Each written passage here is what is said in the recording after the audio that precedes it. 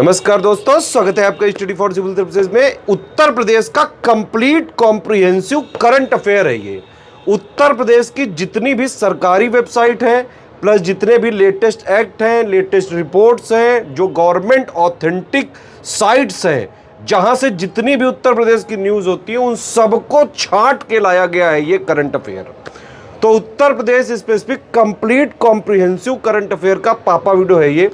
इसको आप ज़रूर देखिए।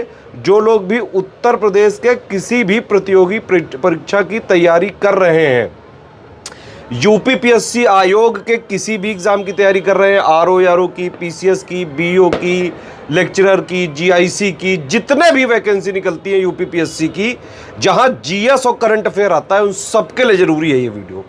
यूपी ट्रिपल एससी एग्जाम्स में जहां जहां उत्तर प्रदेश का करंट अफेयर पूछा जाने की संभावना रहती है, उन सबके लिए ज़रूरी है ये वीडियो। और अगर आप जो है उत्तर प्रदेश के बाहर के हैं लेकिन उत्तर प्रदेश के एग्जाम्स की तैयारी कर रहे हैं, तो ये वीडियो ज़रूर देखिएगा। वन स्टॉप डेस्टिनेशन है उत्तर प्रदेश के सभी एग्जाम्स को प्रिपेयर करने के लिए, स्टडी फॉर सिविल सर्विसेज। अगर आप स्टडी फॉर सिविल सर्विसेज को फॉलो करते हैं तो यूपी के सारे एग्जाम्स में, यूपीपीएससी के आरओ में हो गया, पीसीएस में हो गया, बीओ में हो गया, और भी जितने एग्जाम्स हैं जहां जीएस और करंट आती है, उसके लिए आप सिर्फ और सिर्फ एक ही सोर्स पर रिलाई कर सकते हैं, वो है स्टडी फॉर सिविल सर्विसेज। तो भैया ये उत्तर प्रदेश का कंप्लीट कॉम्प्रिहेंसिव लेटेस्ट ट्रेंड और पैटर्न के हिसाब से कंप्लीटली रिवाइज्ड और अपडेटेड पापा वीडियो है ये। इसको देखिए पूरा। वीडियो के लिए हम पहले ही बता चुके हैं, वीडियो फ्री थे, फ्री है, फ्री रहेंगे। पिछले 8 साल से इसको फॉलो करने वाला, स्ट्रिक्टली फॉलो करने वाला सिर्फ एक यूट्यूब चैनल है, वो है study for civil services. PDF paid ही रहेंगी इनकी, मंथली बाइलिंगुअल यूपी करंट की, बिहार करंट की, टोटल करंट की पीडीएफ आप हमारे ऐप में पा सकते हैं। पापा पीडीएफ वाला फोल्डर में आप जो है सर्च करके बाई करके डाउनलोड कर सकते हैं। इस वाले वीडियो में पिछले महीने का यूपी का, उत्तर प्रदेश का जितना करंट अफेयर सभी एग्जाम्स के लिए जरूरी है, सिर्फ उतना ही लिया गया है। स्टडी फॉर सिविल सर्विसेज के मार्च मंथ 2025 के Uttar Pradesh current affair special में आप सभी का बहुत बहुत स्वागत है। बाइलिंगुअल फॉर्मेट में हमारा उत्तर प्रदेश स्पेशल का वीडियो रहता है और आगामी उत्तर प्रदेश की जो परीक्षाएं हैं उसके लिए बहुत ज़रूरी हो सकता है। इन गिवन नंबर्स पर हमारे कोर्सेज के बारे में आप जानकारी प्राप्त कर सकते हैं। कॉल करके, व्हाट्सअप मैसेज करके आप हमारे रनिंग कोर्सेज के बारे में जानकारी प्राप्त कर सकते हैं, जो कि टेलीग्राम पर चल रहे हैं। एग्रीमेंट सेक्शन पे आ जाते हैं। सबसे पहला एग्रीमेंट है अत्याधुनिक मल्टी मॉडल लॉजिस्टिक पार्क के विकास के लिए। इस एग्रीमेंट से मान लीजिए कुछ भी नहीं आएगा, इतना ही सवाल बन सकता है कि state of art multi modal logistic park Uttar Pradesh में कहाँ पे बनेगा। तो उत्तर प्रदेश के वाराणसी में अत्याधुनिक मल्टी मॉडल लॉजिस्टिक पार्क विकसित किया जाएगा। ये लोकेशन ध्यान रखना है। इसके लिए समझौता किया गया है national highway logistics management authority और inland waterway authority of India के बीच समझौता किया गया, जिससे multi modal logistic park Varanasi में बन सके। मल्टी मॉडल लॉजिस्टिक पार्क का विस्तार लगभग 150 एकड़ क्षेत्र में होगा। इसका उद्देश्य होगा सड़क, रेल और जल मार्गों से निर्बाध माल ढुलाई की जाए, कम लागत में जो कह सकते हैं सीमलेस फ्रेट मूवमेंट को जो है बूस्ट किया जा सकेगा। आगे बढ़ते हैं हम लोग। परिवहन योग्य रडार अश्विनी की खरीद हेतु समझौता हो गया है। रक्षा मंत्रालय ने समझौता किया है Bharat electronics limited BEL Ghaziabad Uttar Pradesh के साथ अश्विनी रडार के लिए। अश्विनी रडार को इंडियन एयरफोर्सेस को दिया जाएगा। अश्विनी एक लो लेवल ट्रांसपोर्टेबल रडार है, LLTR, low level transportable radar Ashwini जो है इसको किसने डेवलप किया? बेसिकली DRDO ने डेवलप किया, ध्यान रखिएगा। एनवायरमेंट सस्टेनेबिलिटी अचीव करने के लिए और क्लाइमेट चेंज से निपटने के लिए समझौता किया गया। उत्तर प्रदेश सरकार के पर्यावरण निदेशालय के द्वारा international forum for environment sustainability and technology के बीच, यानी iForest के बीच, international forum for environment sustainability and technology, iForest short form इसको बोलते हैं। इसके साथ एनवायरमेंट डायरेक्टरेट जो उत्तर प्रदेश का है, इसने समझौता किया है। और ये 3 साल का एग्रीमेंट है। Focused on environmental challenges aiming to promote sustainable development in Uttar Pradesh. 3 साल का एग्रीमेंट एनवायरमेंटल चैलेंजेस को फेस करने को लेकर है, सस्टेनेबिलिटी लाने को लेकर है, और जो पोल्यूशन की प्रॉब्लम्स है उत्तर प्रदेश में, इसको डील करने से लेकर काम किया जाएगा। अपॉइंटमेंट सेक्शन में flying officer Tanushka Singh Jaguar fighter jet उड़ाने वाली पहली भारतीय महिला पायलट बनने का इन्होंने खिताब पाया है। इंडियन एयरफोर्सेस में ये लखनऊ को बिलोंग करती हैं। First women pilot to get a permanent appointment in the Jaguar fighter jet squadron of Indian air forces. Indian air forces की जो टुकड़ी है जगुआर फाइटर जेट स्क्वाड्रन की, इसमें पहली बार किसी महिला को शामिल किया गया है। तो first Indian women pilot to fly Jaguar fighter jet. Professor R K Mittal Lucknow के बाबा साहब भीमराव अंबेडकर केंद्रीय विश्वविद्यालय के नए कुलपति बन गए हैं। BBAU के नए चांसलर ये बनकर के आए, vice chancellor basically, new vice chancellor. Nidhi Tiwari, इनकी चर्चा थी सोशल मीडिया में, ट्विटर वगैरह पे आपने देखा होगा। प्राइवेट सेक्रेटरी PS अभी ये बनी है प्राइम मिनिस्टर मोदी जी की। 2014 बैच की IFS सर्विसेज की अधिकारी हैं, वाराणसी की रहने वाली है निधि, ठीक है। निधि तिवारी पर्सनल सेक्रेटरी PS बनी है प्रधानमंत्री जी की। अवार्ड्स एंड ऑनर्स पे आ जाएंगे। अज्ञेय स्मृति सम्मान, अज्ञेय स्मृति सम्मान जो है प्रसिद्ध लेखक सच्चिदानंद हीरानंद वात्स्यायन अज्ञेय की स्मृति में दिया जाता है उनकी जयंती पर। कलावती देवी मेमोरियल ट्रस्ट कुशीनगर के द्वारा, कलावती देवी मेमोरियल ट्रस्ट के द्वारा ये पुरस्कार दिया जाता है। अज्ञेय स्मृति सम्मान इस वर्ष मिला है श्री उदय प्रकाश को, उदय प्रकाश। इकोनॉमिक टाइम्स का गवर्नमेंट डिजिटेक अवार्ड, ये कई सारे कैटेगरीज पर दिए गए थे, लेकिन उत्तर प्रदेश की इनिशिएटिव्स को जो अवार्ड मिला इसको देख लेते हैं। जैसे प्रयागराज स्मार्ट सिटी लिमिटेड और यूपी पुलिस को अवार्ड दिया गया था। महाकुंभ 2025 के दौरान AI बेस्ड निगरानी करने के लिए और भीड़ प्रबंधन प्रणाली के उपयोग के लिए जो है AI machine learning, data analytics और उभरती प्रौद्योगिकियों का सर्वोत्तम प्रयोग के लिए पुरस्कार किसको मिला? प्रयागराज स्मार्ट सिटी लिमिटेड और यूपी पुलिस को। आगे स्मार्ट मोबिलिटी और परिवहन प्रौद्योगिकियों में उत्कृष्टता के लिए पुरस्कार उत्तर प्रदेश राज्य सड़क परिवहन निगम को, UPSRTC को, UP 112 के साथ व्हीकल लोकेशन ट्रैकिंग डिवाइस और पैनिक बटन के माध्यम से व्यापक सुरक्षा सुनिश्चित करने के लिए। UPSRTC की बसों में पैनिक बटन लगवाया गया था, जिसको मतलब दबा करके महिलाएं डायरेक्टली जो है कनेक्ट कर सकती थी 112 के जो भी पुलिस वाले होते हैं उनसे। Innovative digital health services and public health data analytics का अवार्ड हमीरपुर डिस्ट्रिक्ट एडमिनिस्ट्रेशन को दिया गया था। प्रोजेक्ट जागृति TB मुक्त हमीरपुर इनिशिएटिव के लिए। सार्वजनिक सेवा वितरण को बढ़ाने के लिए डिजिटल प्रौद्योगिकी का अभिनव प्रयोग की कैटेगरी में पुरस्कार मिला था UP development systems corporation limited, UP Desco को, for effective use of digital technology under Swami Vivekananda युवा सशक्तिकरण योजना। स्वामी विवेकानंद युवा सशक्तिकरण योजना का उद्देश्य क्या था? Technical empowerment of youth of Uttar Pradesh, यानी कि उत्तर प्रदेश के युवाओं का तकनीकी सशक्तिकरण करना। किस माध्यम से? इसमें डिस्ट्रीब्यूशन हुआ था गैजेट्स का, गैजेट्स यानी कि स्मार्टफोन और टैबलेट्स बांटे गए थे। स्मार्टफोन और टैबलेट्स का डिस्ट्रीब्यूशन यहाँ पे किया गया था, लैपटॉप नहीं बांटे गए थे, ध्यान रखिएगा। डिजिटल गवर्नेंस में नवाचार श्रेणी में उत्तर प्रदेश सरकार को अवार्ड दिया गया था यहाँ पर, तकनीकी उन्नयन के जरिए प्रशासनिक कार्यों को बेहतर बनाने के लिए। स्कीम कैंपेन सेक्शन पे आ जाएंगे। इस मंथ की सबसे महत्वपूर्ण स्कीम है जिसके बारे में क्वेश्चन आ सकता है, मुख्यमंत्री युवा उद्यमी विकास अभियान योजना या मुख्यमंत्री युवा योजना, MUI योजना, मुख्यमंत्री युवा उद्यमी विकास योजना इसको कहा जा रहा है। उद्यमी विकास योजना अभियान के अंतर्गत गोरखपुर और बस्ती मंडल में 2500 लाभार्थियों को 100 करोड़ रुपए का ऋण यहाँ पर वितरित किया गया था। एक जिला एक उत्पाद योजना के अंतर्गत 2100 परीक्षणार्थियों को टूल किट भी प्रदान किए गए थे योगी जी के द्वारा। अब ये जो PM ये माफ कीजिएगा CM युवा योजना जो है, या फिर कह सकते हैं मुख्यमंत्री युवा उद्यमी विकास योजना जो है MUI, इसमें लोन कितना मिलता है? इसमें लोन मिलता है फर्स्ट टाइम में 5 लाख रुपए, ठीक है। इंटरेस्ट फ्री और कोलेटरल फ्री लोन मिलता है, बिना ब्याज का और बिना कुछ गिरवी रखे, बिना ब्याज और बिना कुछ गारंटी रखे, गिरवी रखे, कोलेटरल रखे लोन यहाँ पर 5 लाख तक का उत्तर प्रदेश सरकार आपको देगी। बेसिकली छोटा उद्यम यहाँ पे शुरू करने के लिए प्रथम बार में 5 लाख मिलेगा, जब आप इसको चुका देंगे तो 7.5 लाख रुपए तक का ऋण मिलेगा। 5 लाख रुपए उत्तर प्रदेश सरकार ऋण देगी और इसका करीब 10% से 15% हिस्सा अलग अलग कैटेगरीज में लोगों को खुद से जुटाना पड़ेगा अपना बिजनेस सेटअप करने के लिए। इस योजना का उद्देश्य है प्रदेश के 1 लाख युवाओं को उद्यमियों के रूप में तैयार करना है, एंटरप्रेन्योर बनाना है करीब 1 लाख युवाओं को उत्तर प्रदेश में। इसकी एज लिमिट देख लेते हैं, क्योंकि जो स्कीम होती है इसमें वेरियस चीज़ें पूछ लेते हैं कई बार। एज लिमिट है 21 से 40 और मिनिमम क्वालिफिकेशन इसमें क्या रखी गई है? 21 से 40 8वीं पास तक होना चाहिए। 4 साल के लिए जो है ब्याज मुक्त ऋण दिया जाएगा और फिर जो है सरकार आपसे वसूलना शुरू कर लेगी अगर आप नहीं देते हैं तो। और सेकंड टाइम में मतलब पहला लोन आप चुका देंगे तो 7.5 लाख रुपए तक की आपकी लिमिट अनलॉक हो जाती है। एग्री वोल्टाइक्स परियोजना लॉन्च की गई है। ये वित्त मंत्रालय के आर्थिक मामलों के विभाग द्वारा जो है कह सकते हैं इसको अप्रूव किया गया है। उत्तर प्रदेश में एग्री वोल्टाइक्स परियोजना को अपनाने वाला पहला राज्य उत्तर प्रदेश बन गया है। पूरे देश में उत्तर प्रदेश एग्री वोल्टाइक्स प्रोजेक्ट को अपनाने वाला देश का पहला राज्य बन गया है। उत्तर प्रदेश में एग्री वोल्टाइक्स परियोजना का प्रदर्शन शीर्षक से एक तकनीकी सहायता प्रस्ताव पेश किया था उत्तर प्रदेश सरकार ने, मतलब केंद्र से। टेक्निकल सपोर्ट प्रपोजल जो है demonstration of agrivoltaic projects in Uttar Pradesh नाम से पेश किया था और इसको अप्रूव भी कर दिया है। और इसमें एशियन डेवलपमेंट बैंक से फाइनेंशियल असिस्टेंस भी मिलेगा उत्तर प्रदेश को, ये ध्यान रखिएगा। ADB यानी एशियन डेवलपमेंट बैंक से एग्री वोल्टाइक प्रोजेक्ट के लिए उत्तर प्रदेश को जो है फाइनेंशियल असिस्टेंस भी मिलेगा। उत्तर प्रदेश ने 4.15 करोड़ रुपए के लोन की यहाँ पर मांग की थी या फाइनेंशियल असिस्टेंस की एशियन डेवलपमेंट बैंक से, ठीक है। और इसको अप्रूव कर दिया है उत्तर प्रदेश सरकार के प्रपोजल को मिनिस्ट्री ऑफ फाइनेंस ने। तो एग्रीवोल्टाइक्स प्रोजेक्ट लागू करने वाला उत्तर प्रदेश पहला राज्य है। एग्रीवोल्टाइक प्रोजेक्ट का मोटे तौर पर आप मतलब समझिए कि जहाँ जहाँ पर खेती होती है वहाँ पर सतह के ऊपर सोलर प्रोडक्शन भी किया जा सके एक ही भूमि पर, इसी को एग्रीवोल्टाइक प्रोजेक्ट कहा जा रहा है। यानी एग्रीकल्चर लैंड पर उसी के ऊपर आप कह सकते हैं बिजली उत्पादन करना, इससे फार्मर्स की इनकम बढ़ेगी और सस्टेनेबल डेवलपमेंट भी प्रमोट होगा, क्योंकि ग्रीन एनर्जी डेवलप होगी, सोलर एनर्जी प्रोड्यूस होगी, नीचे खेती होगी, ऊपर सोलर पैनल लगा करके बिजली बनाएंगे किसान और अपनी आय बढ़ाएंगे। ये है यहाँ पे। उसके बाद महिला उद्यमिता कार्यक्रम स्वावलंबिनी 1 मार्च 2025 को कौशल विकास और उद्यमिता मंत्रालय ने नीति आयोग के सहयोग से मेरठ के चौधरी चरण सिंह यूनिवर्सिटी में महिला उद्यमिता कार्यक्रम स्वावलंबिनी की शुरुआत की थी।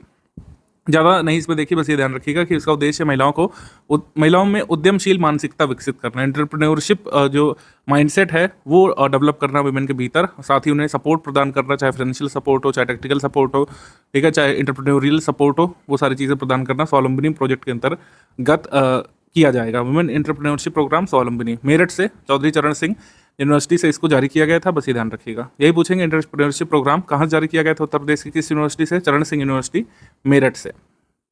ठीक, बाकी गैर जरूरी डिटेल यहाँ से हटा दी जाएगी।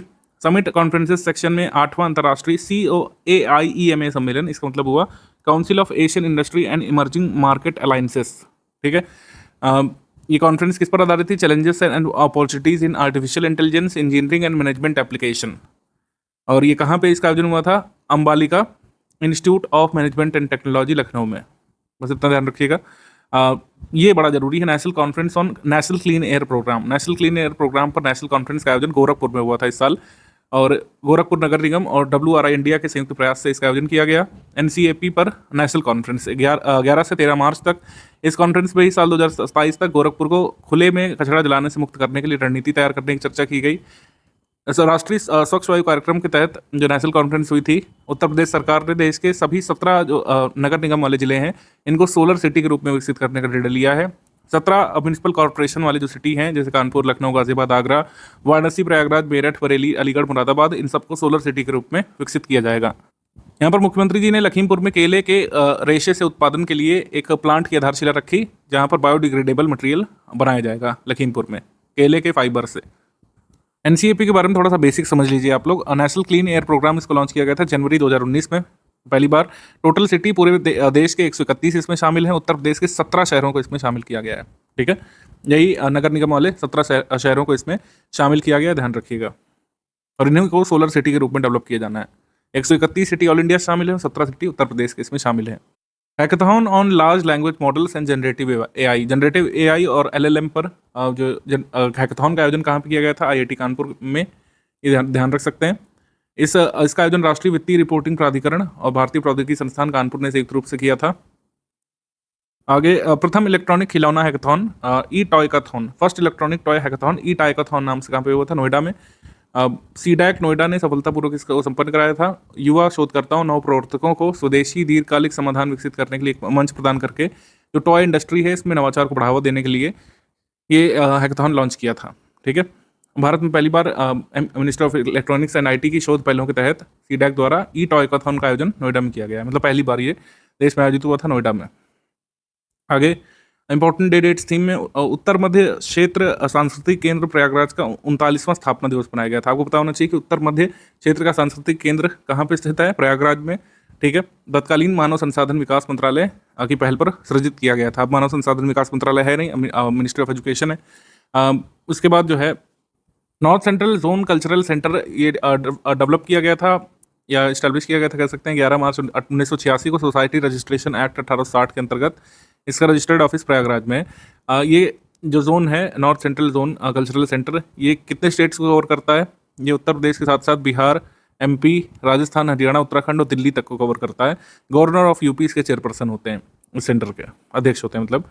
आगे स्पोर्ट्स करंट अफेयर, खेलो इंडिया महिला ताइक्वांडो चैंपियनशिप लखनऊ उत्तर प्रदेश में आयोजित की गई थी अंतर्राष्ट्रीय महिला दिवस के अवसर पर। लखनऊ ने जो है 14 पदक इसमें जीते थे, आगरा ने 5 पदक और एक स्वर्ण सहित अन्य पदक जीते थे मथुरा, फरुखाबाद ने। आगे बढ़ते हैं हम लोग। 47वीं राष्ट्रीय जूनियर बालिका हैंडबॉल चैंपियनशिप उत्तर प्रदेश की राजधानी लखनऊ में KD सिंह बाबू स्टेडियम में इसका आयोजन किया गया था। उत्तर प्रदेश ने फाइनल मैच में हिमाचल प्रदेश की टीम को हरा करके पहली बार इस चैंपियनशिप में खिताब जीता था। उत्तर प्रदेश हैंडबॉल एसोसिएशन के 50वें दिवस के अवसर पर इसको आयोजित किया गया था, national junior girls handball championship. Ranks report index में देख लेते हैं। Uttar Pradesh startup ecosystem report आई थी, ट्रैक्शन नामक एक कह सकते हैं निकाय के द्वारा। इसमें इन्होंने कहा कि उत्तर प्रदेश राज्य भारत में स्टार्टअप इकोसिस्टम में तीसरे स्थान पर है। तीसरा सबसे बड़ा स्टार्टअप इकोसिस्टम उत्तर प्रदेश में। स्टेट्स की अगर हम बात कर रहे हैं, 26 स्टार्टअप ने यूनिकॉर्न का दर्जा उत्तर प्रदेश से हासिल कर लिया है। 49 जिलों में स्टार्टअप शुरू करने वाले उद्यमियों की आयु 25 से 40 साल के बीच है। और जो है यूपी में महाराष्ट्र, कर्नाटक, दिल्ली के बाद भारत का चौथा सबसे बड़ा स्टार्टअप इकोसिस्टम है। ठीक है, मतलब नंबर ऑफ स्टार्टअप के मामले में तीसरा है, और इस स्टार्टअप इकोसिस्टम के मामले में मतलब चौथा है। दिल्ली को एज ए यूटी काउंट कर रहे हैं तो महाराष्ट्र, कर्नाटक के बाद उत्तर प्रदेश है स्टेट्स में, लेकिन यूटी को भी काउंट कर लें तो चौथे स्थान पर है। ठीक, फिर शीर्ष 10 स्टार्टअप वाले शहर, सबसे ज़्यादा स्टार्टअप नोएडा में ऑब्वियस तौर पर, फिर लखनऊ में है, फिर गाजियाबाद में, फिर कानपुर में है। एमसीक्यू सेक्शन पे आ जाएंगे हम लोग। इसमें 3 स्टेटमेंट है। भारत की पहली लिथियम ग्रेड रिफाइनरी के बारे में। भारत की पहली लिथियम ग्रेड रिफाइनरी को कहाँ पे खोला गया है? ग्रेटर नोएडा में। ये ध्यान रखिएगा, ये सही स्टेटमेंट है। सेकंड स्टेटमेंट कह रहा है कि 1000 मीट्रिक टन प्रतिवर्ष बैटरी ग्रेड लिथियम कार्बोनेट का उत्पादन किया जाएगा। ये सही है। इसकी कैपेसिटी 45,000 टन बढ़ा दी जाएगी, 45,000 टन तक बढ़ा दी जाएगी 2032 तक। ये स्टेटमेंट रॉन्ग है, क्योंकि लिथियम ग्रेड रिफाइनरी की क्षमता 20,000 टन तक बढ़ाई जाएगी 2029 तक। लोहम कंपनी वर्तमान में 90% से अधिक जो लिथियम जो है उसको रिफाइन कर रही है, लोहम नामक कंपनी। हमारा आंसर इसमें हो जाएगा 1 और 2 ओनली। सही, सी यहाँ पे सही है, 1 और 2 ओनली। आगे क्वेश्चन है, महाराष्ट्र सरकार ने उत्तर प्रदेश के किस शहर में छत्रपति शिवाजी महाराज का एक स्मारक बनाने की घोषणा की है? अंदाजा लगाना आसान है अगर आपने हिस्ट्री को ठीक से पढ़ा है कि कहाँ पर बनाया जाएगा। ऑब्वियस तौर पर आगरा में।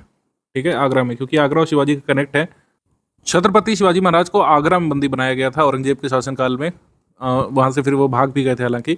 तो जहाँ पर उनको हाउस अरेस्ट में रखा गया था उसी स्थान पर एक मेमोरियल बनाया जाएगा छत्रपति शिवाजी महाराज का। महाराष्ट्र सरकार इसको बनवाएगी। उत्तर प्रदेश सरकार ने अपने राज्य के 5 शहरों की अमूर्त सांस्कृतिक विरासत को यूनेस्को की मान्यता दिलाने के लिए आवेदन कर दिया है, अप्लाई किया है। अभी कोई जो है डेवलपमेंट नहीं है इसमें, लेकिन ये भी आ सकता है। 5 सिटीज़ में कौन कौन सी ऐसी इंटेंजिबल हेरिटेज है जिसको रजिस्टर करने के लिए उत्तर प्रदेश ने अप्लाई किया है, उसमें कौन सा सिटी नहीं शामिल है? तो लखनऊ का कोई भी कह सकते हैं इंटेंजिबल कल्चरल हेरिटेज नहीं शामिल है जिसको अप्लाई किया गया हो उत्तर प्रदेश टूरिज्म डिपार्टमेंट के द्वारा। कन्नौज के परफ्यूम को, ब्रज की होली को, वाराणसी की गंगा आरती को, फिरोजाबाद की ग्लास आर्ट को, निज़ामाबाद की ब्लैक पॉटरी को, आजमगढ़ के मतलब ये कह सकते हैं बुंदेलखंड की फोक आर्ट को, फोक लिटरेचर को जो है यूनेस्को की लिस्ट में, इंटेंजिबल कल्चरल हेरिटेज की लिस्ट में डाले जाने के लिए आवेदन किया गया है। देखते क्या होता है। 8 मार्च 2025 को उत्तर प्रदेश के वर्तमान मुख्यमंत्री जी ने अवाडा समूह की 5 गीगावाट की एकीकृत सौर विनिर्माण इकाई का शिलान्यास कहाँ पे किया था? गौतम बुद्ध नगर में। ए ऑप्शन यहाँ पे सही है, ए गौतम बुद्ध नगर। इसके साथ ही जो है फाउंडेशन स्टोन रखा गया था इलेक्ट्रो ग्रुप की 5 गीगावाट की इंटीग्रेटेड सोलर मैन्युफैक्चरिंग यूनिट का। इसको कहाँ पे सेटअप किया गया है? जो है 1.5 गीगावाट का सोलर मॉड्यूल अवाडा ग्रुप का कोट विलेज, तहसील दादरी, गौतम बुद्ध नगर में जो है सेटअप किया गया है। ठीक है, सेटअप किया जाएगा। ए यहाँ पे सही, गौतम बुद्ध नगर। मार्च 2025 में उत्तर प्रदेश के मुख्यमंत्री जी ने महापुरुषों के नाम पर 10 नई महत्वाकांक्षी योजना शुरू करने की घोषणा की है। कौन सा जुड़ा? सही सम्मिलित नहीं है। सरदार पटेल के नाम पर सीएम मित्र पार्क स्कीम नहीं जो है चलाई जाएगी। ये जो है संत कबीर दास के नाम पर चलाई जाएगी सीएम मित्र पार्क स्कीम। ये पूरे नाम यहाँ पे दिए हुए देखिए। Maharani Lakshmibai meritorious girl student Scooty scheme चलाई जाएगी। लक्ष्मीबाई मेधावी छात्रा स्कूटी योजना। संत रविदास के नाम पर चर्मोद्योग पार्क। सरदार पटेल के नाम पर जनपदीय आर्थिक क्षेत्र।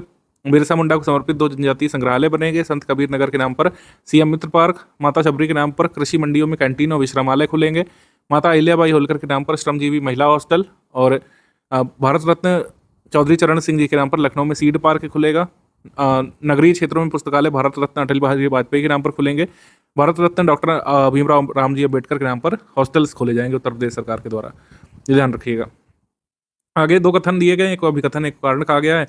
सर्वोच्च न्यायालय ने ताज ट्रेपेजियम जोन प्राधिकरण को इस क्षेत्र में वृक्षों की गणना करने के लिए वन अनुसंधान संस्थान को नियुक्त करने का निर्देश दिया है। मतलब ताज ट्रेपेजियम जोन को कहा है कि फॉरेस्ट रिसर्च इंस्टीट्यूट की मदद लेकर के ट्री सेंसस कराएं ताज ट्रेपेजियम जोन के एरिया में। ये अभिकथन सही है। ये भी निर्णय आया था सुप्रीम कोर्ट का। Census of existing trees in an area is necessary to prevent any illegal felling. अवैध कटाई को रोकने के लिए क्षेत्र में विद्यमान वृक्षों की गणना आवश्यक है। हमारा आंसर इसमें हो जाएगा ए और आर दोनों सही है, और आर ए की सही व्याख्या भी करता है। ए यहाँ पे सही है। ताज ट्रेपेजियम जोन जो है 10,400 वर्ग किलोमीटर का निर्धारित क्षेत्र है। इसमें जो है कौन कौन से मोन्यूमेंट्स आते हैं? ताजमहल, आगरा फोर्ट, फतेहपुर सीकरी। और इसमें उत्तर प्रदेश के कितने जिले शामिल हैं? 5 जिले। 5 जिले शामिल हैं, राजस्थान का 1 जिला शामिल है। ताज ट्रेपेजियम जोन में राजस्थान का 1 जिला शामिल है और उत्तर प्रदेश के 5 जिले शामिल हैं। उन पाँचों जिले का नाम आप जो है कमेंट सेक्शन में बताइए। अगर कोई नहीं बता पाएगा तो नेक्स्ट मंथ में इसको कराएंगे। कमेंट में बताइए कि ताज ट्रेपेजियम जोन में उत्तर प्रदेश के कौन कौन से 5 जिले आते हैं। आगे बढ़ते हैं हम लोग। 7 मार्च 2025 को उत्तर प्रदेश सरकार ने अयोध्या जिले के कितने गाँवों को आदर्श गाँव बनाने के लिए अभियान शुरू किया है? वहाँ पे 1147 गाँवों को मॉडल विलेजेस के रूप में अयोध्या में डेवलप किया जाएगा। सी यहाँ पे सही है, सी। आगे है राइज ऐप के बारे में क्या सही है? उत्तर प्रदेश सरकार ने बच्चों के नियमित टीकाकरण को बेहतर बनाने के लिए रैपिड इम्यूनाइजेशन स्किल इन्हांसमेंट नामक एक ऐप लॉन्च किया है। बेसिकली ये हेल्थ वर्कर्स के लिए है। हेल्थ वर्कर्स को जो एजुकेट करने के लिए, उनको ट्रेनिंग देने के लिए, उनको अवेयरनेस देने के लिए digital training and monitoring platform है। Basically effective implementation of vaccination programs के लिए इंपॉर्टेंट रोल यहाँ पर जो है मिशन इंद्रधनुष के इम्प्लीमेंटेशन में ऐप निभाएगा। क्योंकि जो टीकाकरण कर्मी हैं, जो आशा वर्कर्स हैं, जो वॉलंटियर्स हैं, बेसिकली जो ग्राउंड वॉलंटियर्स हैं, उनको तरह तरह की सूचनाएं और तरह तरह की हेल्प और सपोर्ट ही प्रदान करेगा। ठीक है, तो हमारा आंसर इसमें हो जाएगा डी। सारे कथन यहाँ पे सही हैं राइज ऐप के बारे में। राइज ऐप के बारे में स्वास्थ्य कार्यकर्ताओं को टीकाकरण शेड्यूल के बारे में जानकारी मिलेगी। सुरक्षा प्रोटोकॉल जो अपनाना है, कोल्ड चेन प्रबंधन, क्योंकि वैक्सीन कई बार ठंडा रखना पड़ता है। टीकाकरण के बाद प्रतिकूल प्रभावों की निगरानी करने में जो हेल्थ वर्कर्स हैं उनको सहायता मिलेगी। मिशन इंद्रधनुष जो है 25 दिसंबर 2014 को ministry of health and family welfare ने जारी किया था। अब तो कई सारे चरण इसके आ चुके हैं। उत्तर प्रदेश सरकार द्वारा उत्तर मध्य सांस्कृतिक केंद्र के अधीन भारत का पहला कालाग्राम कहाँ पर स्थापित किया जाएगा? ऑब्वियस सी बात है, जहाँ पर नॉर्थ सेंटर कल्चरल सेंटर स्थित है, जहाँ पर इसका हेडक्वार्टर है प्रयागराज में। प्रयागराज में भारत का पहला कालाग्राम स्टैब्लिश किया जाएगा, ध्यान रखिएगा। ठीक है, अब वैसे तो संस्कृति मंत्रालय देश के हर सांस्कृतिक केंद्र में कलाग्राम स्थापित करने जा रहे हैं, लेकिन भारत का पहला ये इंडिया फर्स्ट परमानेंट कलाग्राम ये कहाँ पर सेटअप होगा? प्रयागराज में। अगला प्रश्न है, इसमें 3 स्टेटमेंट है। उत्तर प्रदेश सरकार ने सीतापुर के पास नैमिषारण्य के पास मिश्रिक क्षेत्र में महर्षि दधीच कुंड को राजकीय पर्यटन केंद्र के रूप में डेवलप करने की घोषणा की है। करेक्ट स्टेटमेंट है। 10 मार्च को उत्तर प्रदेश ने राज्य स्मार्ट सिटी मिशन के कार्यकाल को 5 वर्ष बढ़ाकर 2030 तक आगे बढ़ा दिया है। क्या स्टेटमेंट करेक्ट? नहीं। ये जो राज्य स्मार्ट सिटी कार्यक्रम है जो कोविड के बाद आया था, इसको बढ़ाया गया है 2 साल के लिए, अनदर 2 ईयर्स के लिए इसको आगे बढ़ा दिया गया है। पहले ये एंड होने वाला था 31 मार्च 2025 तक, अब ये अगले 2 वर्षों के लिए आगे बढ़ गया है। स्टेट स्मार्ट सिटी मिशन का आपको पता होना चाहिए, हमने आपको पहले ही बताया है कि जैसे जो केंद्र का स्मार्ट सिटी मिशन चल रहा है उसमें उत्तर प्रदेश के 10 शहरों को शामिल किया गया है, जबकि नगर निगम उत्तर प्रदेश के 17 शहरों में है। तो बचे हुए 7 ऐसे शहर जहाँ पर नगर निगम है, उसको उत्तर प्रदेश अपने फंड से स्मार्ट सिटी बना रहा है और यही स्टेट स्मार्ट सिटी स्कीम है। उस स्टेट स्मार्ट सिटी स्कीम में कौन कौन से 7 शहरों को शामिल किया गया है, उनके नाम यहाँ पे लिखे हैं, ये देख लीजिए आप। ठीक है, निम्नलिखित में से किसे हम बलिया के शेर के नाम से जानते हैं? किस स्वतंत्रता संग्राम सेनानी का नाम बलिया का शेर है? बलिया जिले में इनके नाम पर एक स्मारक बनाने की घोषणा की गई है। तो जो है निश्चित तौर पर चित्तू पांडे बलिया के शेर के नाम से जाने जाते थे, जिन्होंने जो है पैरेलल गवर्नमेंट की स्थापना की थी। भारत छोड़ो आंदोलन के दौरान कई जगह पर प्रति सरकार और प्रजामंडल सरकार नाम से जो पैरेलल गवर्नमेंट्स बनाई गई थी, यहाँ पर भी एक पैरेलल गवर्नमेंट यहाँ पे बनाई थी चित्तू पांडे ने बलिया में। ठीक है, इनका जन्म कहाँ पे हुआ था? रत्तूचक नामक गाँव में 10 मई 1895 में। जो प्रपोज मेडिकल कॉलेज है बलिया डिस्ट्रिक्ट में, वहीं पर इनका एक स्मारक बनाया जाएगा, चित्तू पांडे। आगे बढ़ते हैं। सब एक्यूट स्क्लेरोसिस पेनिनसेफलाइटिस के बारे में गलत कथनों का चयन करना है। टीकाकरण की कम कवरेज के कारण एक गंभीर स्वास्थ्य चिंता उत्तर प्रदेश की बन गया है ये बीमारी। इसको SSP बोल सकते हैं आप शॉर्ट में। ये प्रोग्रेसिव फैटल ब्रेन डिसऑर्डर है जो मीजल्स होने के कई सालों बाद भी जो है उपज सकता है। ये चिल्ड्रेन और एडोलेसेंट को प्रभावित करता है and is more common in men than women, मतलब आदमियों को ज़्यादा प्रभावित करता है, महिलाओं को कम। तो तीनों स्टेटमेंट इस बीमारी के बारे में सही है, तो आंसर हो जाएगा डी। कोई भी स्टेटमेंट इनकरेक्ट नहीं है, डी यहाँ पे सही है। आगे बिठूर महोत्सव। इस महोत्सव का आयोजन 21 से 23 मार्च तक उत्तर प्रदेश के कानपुर में स्थित बिठूर में किया गया था, सही। मुख्यमंत्री योगी आदित्यनाथ जी ने मुख्य अतिथि के तौर पर यहाँ पर प्रतिभाग किया था, सही। और शेयर्ड कल्चरल और हिस्टोरिकल हेरिटेज जो है उत्तर प्रदेश और महाराष्ट्र का, उसी को सेलिब्रेट करने के लिए बिठूर महोत्सव मनाया जाता है। इन लोगों ने 1857 का स्वतंत्रता संग्राम पढ़ा है और जो नाना साहेब है उनका कंट्रीब्यूशन, तात्या टोपे कंट्रीब्यूशन, ये सब पढ़ा है। तो आपको पता है कि महाराष्ट्र और उत्तर प्रदेश एक शेयर्ड हिस्टोरिकल हेरिटेज शेयर करते हैं 1857 के विद्रोह से एसोसिएटेड। अंतिम पेशवा जो नाना साहेब थे, जिनको जो है पेंशन पर रखा था बिठूर में ब्रिटिशर्स ने, वहाँ से विद्रोह इन्होंने किया था। हमारा आंसर इसमें सही हो जाएगा डी। सारे कथन यहाँ पर सही है, डी। 9 से 15 मार्च 2025 तक ग्लूकोमा के बारे में जागरूकता बढ़ाने के उद्देश्य से निम्नलिखित में से किस जिले में विश्व ग्लूकोमा सप्ताह का आयोजन किया गया था? ग्लूकोमा सप्ताह को बलरामपुर में जो है मनाया गया था। ग्लूकोमा या जो काला मोतिया जिसको बोलते हैं, ये डैमेज करता है ऑप्टिक नर्व को। Optic nerve due to increased pressure in the eye, intra ocular pressure जो बढ़ता जाता है आई में, उससे काला मोतिया हो जाता है और कई बार ब्लड शुगर बढ़ने से ये होता है। आगे बढ़ते हैं हम लोग। सही कथन या कथनों का चयन करना है। 10 से 12 मार्च 2025 तक उत्तर प्रदेश के जौनपुर जिले के शाही किले में जौनपुर महोत्सव 2025 का आयोजन किया गया था। ये सही है। इसके बाद है उत्तर प्रदेश के मुख्यमंत्री योगी जी ने नोएडा में माइक्रोसॉफ्ट इंडिया के डेवलपमेंट सेंटर का शिलान्यास किया था। भारत में माइक्रोसॉफ्ट का अब तक का सबसे बड़ा डेवलपमेंट एंड रिसर्च सेंटर ये बनेगा। ये सही है, नोएडा में। तो दोनों स्टेटमेंट यहाँ पर सही है, आंसर यहाँ पर सही हो जाएगा सी, 1 and 2 बोथ करेक्ट। अगला क्वेश्चन गलत कथन का, इसमें भी चयन करना है। भारत सरकार की जो पीएम मित्र योजना जो चल रही है, यानी कि PM mega integrated textile reason and apparel park, तो इसके तहत देश में विभिन्न स्थानों पर पीएम मित्र पार्क बनेंगे। 1000 एकड़ का एरिया सिलेक्ट किया गया था काफ़ी दिन पहले। लखनऊ हरदोई बॉर्डर पर पीएम मित्र योजना के तहत एक जो है पीएम मित्र पार्क बनेगा। ये सही है। सेकंड स्टेटमेंट है, टाटा पावर ने उत्तर प्रदेश के 1000 स्कूलों में 5 लाख छात्रों को सौर ऊर्जा अपनाने के प्रति जागरूक करने के लिए भारत का सबसे बड़ा और सौर ऊर्जा साक्षरता अभियान चलाया है। ये सही है। इसका नाम क्या है? Club energy eco crew. ये इस नाम से ये अभियान चलाया जाएगा, क्लब एनर्जी इको क्रू। ये इस क्रू का लक्ष्य लखनऊ, वाराणसी, अयोध्या, मेरठ, आगरा और कानपुर जैसे महत्वपूर्ण स्थानों सहित 24 शहरों में 1000 स्कूलों में 5 लाख से अधिक छात्रों तक ये संदेश पहुंचाना कि आगे हमको सौर एनर्जी का यूज़ करना है। आंसर यहाँ पर सही हो जाएगा डी। दोनों ही सही हैं, तो इनकरेक्ट कोई नहीं है। आंसर यहाँ पर सही हो जाएगा डी। फरवरी 2025 में उत्तर प्रदेश के किस जिले में 276 गांवों में पीने के पानी में फ्लोराइड प्रदूषण का स्तर अत्यधिक पाया गया था? फ्लोराइड पॉल्यूशन का स्तर अत्यधिक पाया गया था सोनभद्र में। Option number A, Sonbhadra. WHO की जो प्रेस्क्राइब्ड लिमिट है फ्लोराइड कंसंट्रेशन की वाटर में, वो 1.5 mg पर लीटर होनी चाहिए, इससे ज़्यादा नहीं। मार्च 2025 में उत्तर प्रदेश प्रशासन ने राज्य के किस जिले में सैयद सलार मसूद गाजी की याद में जो हर साल मेला होता था, नेज़ा मेला, इसको प्रतिबंधित कर दिया है। तो नेज़ा मेला जो लगता था, इसको अब उत्तर प्रदेश सरकार ने बैन कर दिया है। ये कहाँ पे लगता था ये बताना है। ये संभल में लगता था। ऑप्शन नंबर सी यहाँ पर सही है, संभल में। सैयद सलार गाजी के बारे में आप नहीं जानते तो महमूद गजनवी, जो गजनवीद आक्रमण हुआ था भारत में, तुर्क आक्रमण, महमूद गजनवी का भतीजा था और सेनापति था सैयद सलार मसूद गाजी। रंगोत्सव 2025 इसका आयोजन कहाँ पे हुआ था? मथुरा में। और इसका उद्घाटन किसने किया था? मुख्यमंत्री जी ने। इसका आयोजन मथुरा के बरसाना में राधा बिहारी इंटर कॉलेज में किया गया था। दोनों स्टेटमेंट यहाँ पे सही है। आंसर यहाँ पर सही हो जाएगा सी, 1 and 2 बोथ करेक्ट। मार्च 2025 में उत्तर प्रदेश सरकार ने कहाँ पर डॉल्फिन सफारी स्थापित करने की घोषणा की है? वाराणसी जनपद के कैथी के ढकवा गांव से प्रस्तावित है ये। तो कहाँ पे ये उत्तर प्रदेश की पहली डॉल्फिन सफारी खुलेगी? वाराणसी में। Option number C, dolphin safari. Bharat में भी डॉल्फिन जनसंख्या सर्वे हुआ था। उत्तर प्रदेश में सर्वाधिक संख्या डॉल्फिन की उत्तर प्रदेश में सबसे ज़्यादा मतलब डॉल्फिन की संख्या है, नंबर ऑफ डॉल्फिन सबसे ज़्यादा उत्तर प्रदेश में पाई गई। सेकंड पोजीशन पर बिहार है, सेकंड पोजीशन पर बिहार। आगे, उत्तर प्रदेश के पहले टेक्सटाइल मशीन पार्क के बारे में कौन सा स्टेटमेंट रॉन्ग है? कानपुर देहात के भोगनीपुर में बनेगा भारत का पहला टेक्सटाइल मशीन पार्क, चपरघटा गांव में। ये करेक्ट है? इनकरेक्ट नहीं है। PPP मॉडल पर विकसित किया जाएगा, पब्लिक प्राइवेट पार्टनरशिप मॉडल पर, जिससे आयात पर निर्भरता घटेगी, मेक इन इंडिया पहल को बूस्ट मिलेगा। ये सही है। आंसर यहाँ पर सही हो जाएगा डी। कोई भी स्टेटमेंट इनकरेक्ट नहीं है, दोनों ही करेक्ट है। आगे फिर उत्तर प्रदेश ने जायद की कितनी फसलों को किसान क्रेडिट कार्ड और प्रधानमंत्री फसल बीमा योजना के अंतर्गत सम्मिलित करने का निर्णय लिया था? 9 नई फसलों को जायद सीजन में शामिल किया गया था KCC यानी कि किसान क्रेडिट कार्ड के एम्बिट में, और प्रधानमंत्री फसल बीमा योजना के एम्बिट में शामिल किया गया 9 नई फसलों को। ठीक है, 9 नई फसलों को जायद सीजन के लिए। बी यहाँ पे सही है, बी।